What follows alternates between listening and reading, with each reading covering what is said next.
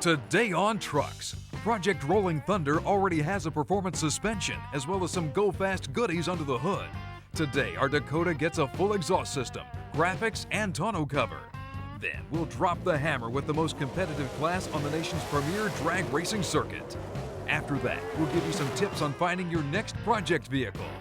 That's all today on Trucks.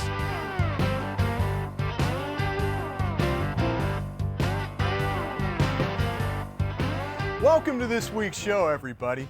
Last week we promised to show you the improved dyno numbers on Project Rolling Thunder, and we will. But before we do that, we want to hang a brand new exhaust system on our Dodge to go along with that new supercharger, performance suspension, as well as the wheel and tire combination we've already installed.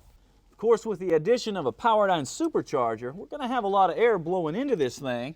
Now we need to make sure that we have a lot of air blowing out. So the way that we're going to take care of that is with a pair of these JBA stainless steel headers, as well as a corresponding cat forward system. Of course, the first thing we need to do is get rid of those old exhaust manifolds.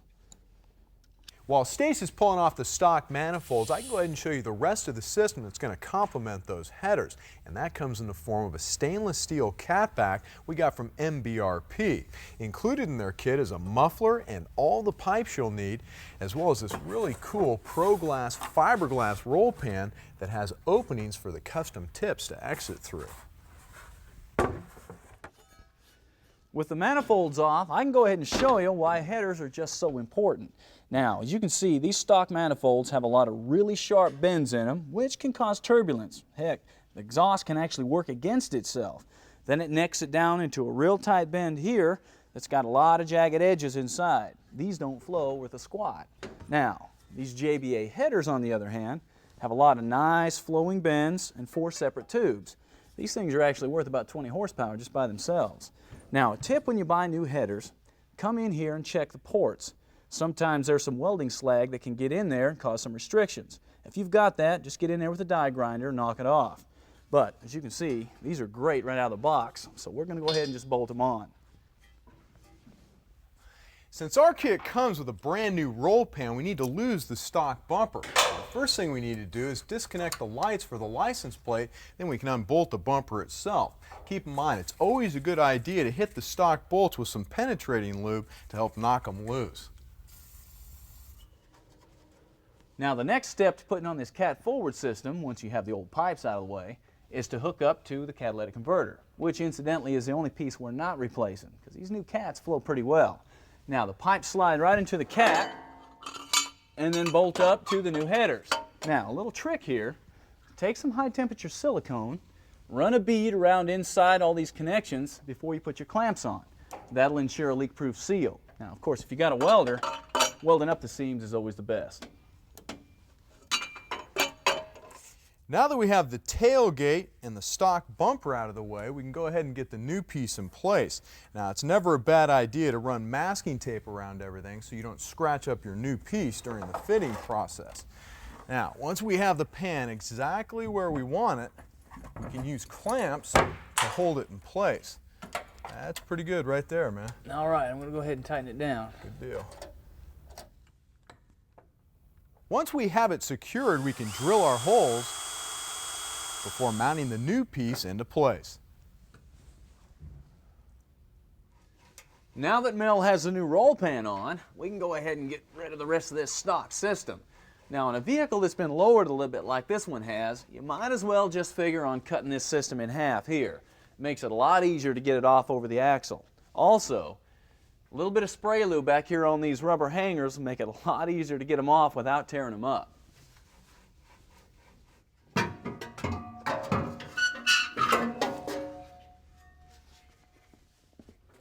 The new catback system is going to connect right up to the catalytic converter, and the first thing we're going to install is the dual outlet muffler. We'll follow that up by sliding the exit pipes in and then loosely clamping everything together so we can make adjustments once we have the entire system into place. Now one of the things that MBRP prides itself on is designing a system that allows you to continue to use your stock spare tire mounting location if you decide to. Now, one of the most unique things about this kit is the stainless steel tips that exit out through the roll pan. Now, if you're feeling a little bit of deja vu looking at these, well, that's understandable because they were designed to look just like those on a 1970 Plymouth Cuda, and those are cool. Now, once you have everything exactly how you want it, go ahead and bolt it down and then start the motor and check for leaks. Well, now that everything's installed and the engine's warmed up, it's time to find out where all this work has gotten us.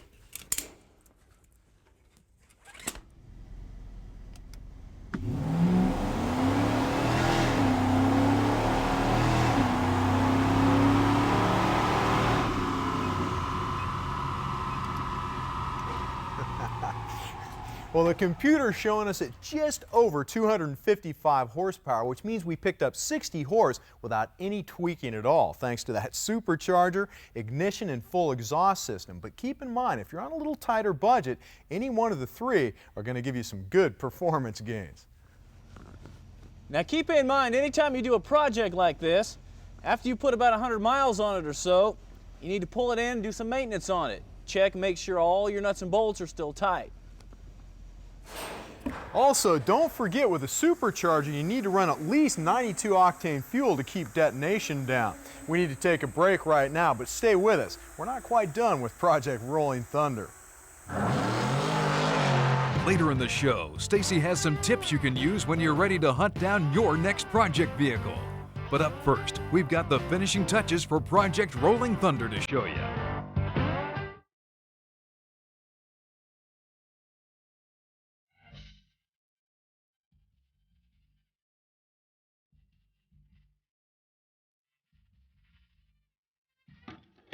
Welcome back to Trucks. Now that we have the performance end of Project Rolling Thunder pretty well taken care of, it's time to do a few things to it that'll make it stand apart from all the other Dakotas out there. Now at this point, you've probably figured out we're pulling from Plymouth Cuda's heritage with the roll pan, and it just so happens that Pennstar Reproductions makes an AAR Cuda style stripe specifically for the Dakota. Now, applying vinyl graphics isn't necessarily hard, but it can be a little tedious. So here's some of the tools you'll need to do it right.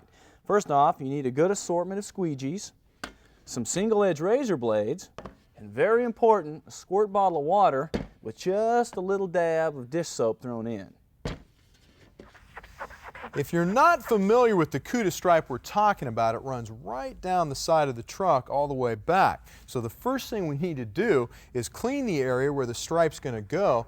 That way it's not going to peel up on you.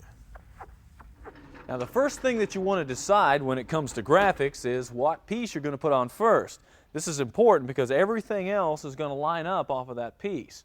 Now on this kit, we're going to start with this one that runs down the hood, because it's got a special cut in it that runs down the gap of this hood, and it's got to be exact. Now with the backing removed, go ahead and soak down the fender and the sticker with your soap and water solution.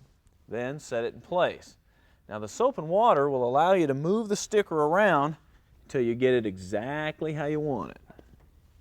And once you have it in place, take your squeegee and work out the water and air bubbles from underneath, starting in the center, moving out toward the ends. Once that's done, go ahead and pull off the cover paper, pulling it back against itself, being careful that the graphic doesn't lift on you. Now, with the paper out of the way, you want to take the time to carefully inspect your graphic to make sure there's no bubbles left over. After that, take some straight water, just wipe everything down. Then dab it dry. This is going to get rid of the film left over from the soap and water solution you used to lay your graphic down. Now the second stripe is where things get a little tricky because it's all one piece. Now you'll prep it the same way, put it into place, and then look down and make sure this thing is perfectly straight. There's nothing worse than a crooked stripe.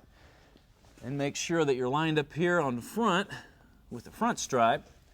Once you have it exactly how you want it, go ahead and start hitting it with the squeegee. Now the last thing we need to do before we take the paper off is make our cuts here in these gaps between the bed and the door. Now come in here, cut right down the center, and that'll give you plenty of material to roll into the gap for a nice clean look.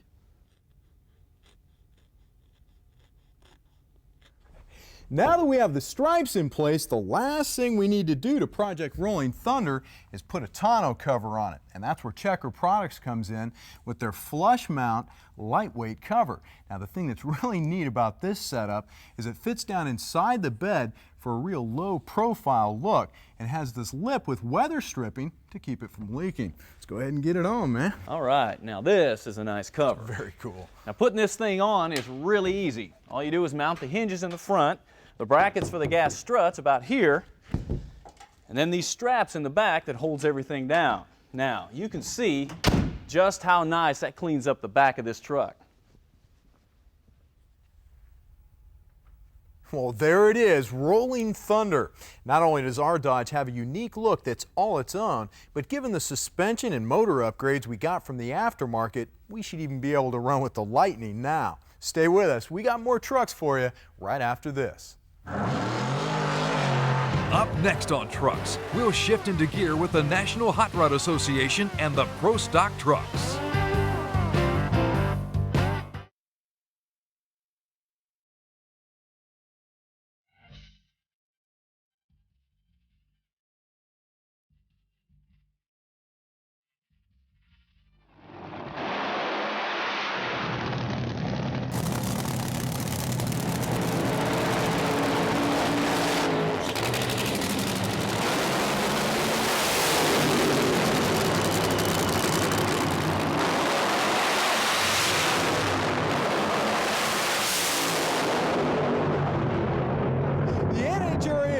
Known for its funny car and top fuel divisions, but its most competitive class is the Pro Stock Trucks. In '98, everybody was on a learning curve, you know, and last year it got pretty tough. I mean, there was some fields separated by 500ths of a second. Now this year, it's starting to become a norm, so there's no room for mistakes. I mean, you know, when you got 35, 40 guys after the one goal, makes it tough. The most competitive class on the premier drag racing circuit got its start in 1997 when chassis legend Jerry Haas and motor building equal John Lingenfelter ran the first exhibition season at selected NHRA events all across the country. John Lingenfelter and Jerry Haas did so much this class. I mean, they pushed real hard to get this class to become a professional category, and man, and what it's come to today. I mean, you look up and down the pits, there's 35 to 40 of these things at every race, and it's really come a long ways, and them guys are totally responsible for that. First time I made the pass in the truck, I'm thinking, wow, I don't know. But we got right down to it, you know, right now, like yesterday, you know, these trucks out here running, you know, 743 at 180 mile an hour. That's not bad for a 358 cubic inch truck. First of all, I like trucks, so I think it's awesome. I like the names that are being brought up through the ranks. Careers are being built. Slavinsky, naturally, with Castrol and Syntec, excited to be a teammate with him, but a lot of great teams out there. Whenever they run, I get to the stands to watch them. Now the truck class is reserved for 96 or later midsize extended cab pickups and have a wheelbase that stretches out to 125 inches as opposed to the 105 the Pro Stock cars run. Everything is, you know, basically about 18 inches longer than the cars, and it takes a lot to make those work, and you got to make them wheel stand to make them lead. They make 925, 930 horsepower, 560 pounds of torque. We can cross the finish line over 10,000, shift them at 97, 9,800. They're pretty impressive. That was really the first year, you know, the biggest downfall, that they wouldn't rev up like they do now. And now they have no problem. 10,000's not a problem. One thing that's good about drag racing in particular is there's a lot of different classes, so a lot of people get to see a lot of different things. And it's another class that's brought a lot to the sport, something else somebody might want to see, and that's what it's all about. Although I really think they ought to put them on nitro so they'll go a little faster. Well, maybe someday, Kenny, but for now, 180 miles an hour in a truck with a normally aspirated motor still sounds like a pretty good time to us. I've never been rear-ended at a stop sign before, but people say that's got to be what it's like. I mean, it really is. I mean, you got to figure, you know, we got 925 horsepower, you're leaving at 7,000 RPMs, and it's amazing. I mean, I think these things, you know, the trucks actually probably accelerate as hard in the first 3 gears as a Pro Stock car do. I mean, with gear multiplications, and it's really hard to explain because, like I said, I've never been rear-ended at a stop sign before, but that's got to be awful close to what it feels like. The National Hot Rod Association celebrates its 50th anniversary in 2001, and the Pro Stock trucks add to that celebration by dropping the hammer in 14 of the 24 shows on the schedule. So if you just happen to be a truck guy that's into wheel standing, heads up, flat out drag racing, it doesn't get any better than this.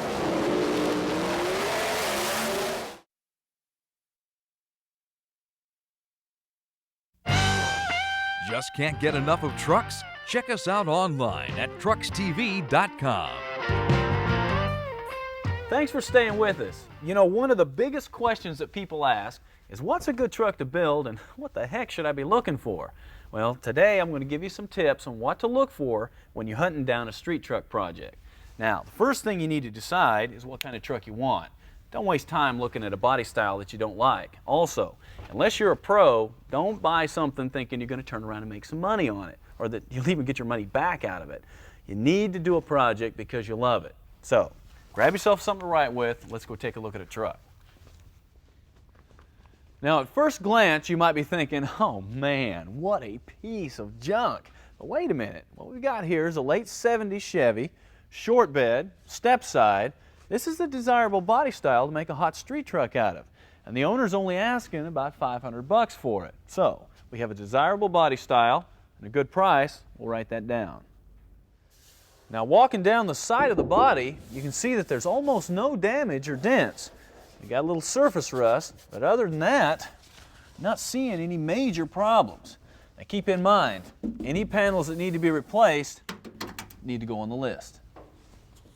Now the interior is obviously shot. The door panels, the seats, the dash, but all these parts are available through the aftermarket, so make sure you write down what you think you're going to need. Also, don't forget to check your floor, your cab mounts, and your frame for rust. Also, another thing on these old trucks, these door jambs are notorious for rusting. As you can see, we've got some rust here. So, it looks like we're looking at some fabrication work in the door jambs, new floor pans, as well as probably an inner rocker. So, we'll write that down. Now, the engine and tranny are important only if you're going to keep them. If you're going to swap something else in, make sure that you factor in things like motor mounts, headers, cooling system, and all the conversion stuff. Now, once you've given the vehicle a complete inspection, step back, take a look at your list, and compare the pros and cons. But don't forget to add in things like your budget, your time, and your ability to do the work. Now, once you've looked at all those areas, you'll be able to make a decision on if this is something that you want to tackle. So, you've just gotten a great deal on a used engine, and you've decided you're going to freshen it up a little bit by throwing in some rings and bearings. Unfortunately, what you've got is the ingredients of a major oil burner, because those new rings are not going to seat to those old glazed cylinder walls. Now, combustion chamber pressures will help seal that top ring so the engine will run, but these two lower rings have got to have a properly honed crosshatch pattern in the cylinder walls, and that takes machine work. So, if you're going to go through the hassle of taking out the crank and pistons, spend a little extra time and money, get the proper machine work done, and then you'll really have something. The all-new Holley Street Avenger, the first performance carb with easy-to-use, no-trouble features. Our Gen 4 million-mile power valve, built-in fuel filters, on-vehicle quick-change secondaries, street-calibrated metering system, easy external float adjustments, preset electric choke, and 4 vacuum ports. Guaranteed the best bolt-on street carb ever with the industry's first limited lifetime warranty. Get a Street Avenger today for awesome, no-trouble street performance.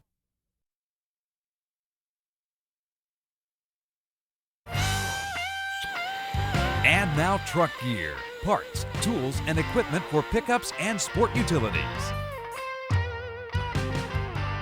Without a doubt, the most popular engine that people choose to hot rod is the small block Chevy. Problem is, what if you have a hot Chevy and you want it to stand apart from the crowd? Well, Total Performance has the answer with these awesome Inglis finned aluminum valve covers. Now they have a very unique shape, which kind of looks like you're running dual overhead cams, and they're available painted, polished, or plated like these are.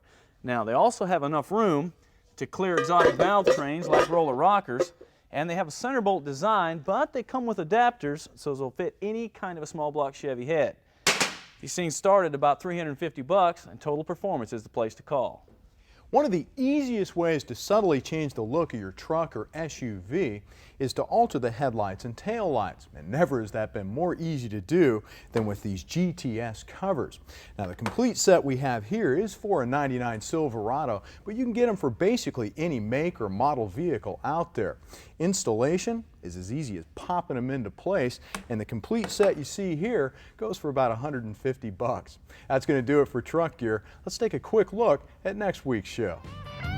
We'll bring Project Workhorse back into the truck shop as we continue to get our F-250 Super Duty ready to handle just about any job site out there. Then it's time for a new millennium twist on a tried and true classic from the people who continue to change the rules. The name's still the same, but that's about it. Well, that's going to do it for this week's show. We appreciate you hanging out with us. Yeah, we got more trucks for you next week. Oh, dude, what is that? Oh, man. Hey, where you going, man? You're missing out. Stinks, man. Dude, what is that? Oh, you're missing the ride of your life. Oh, man, I ain't going in that thing.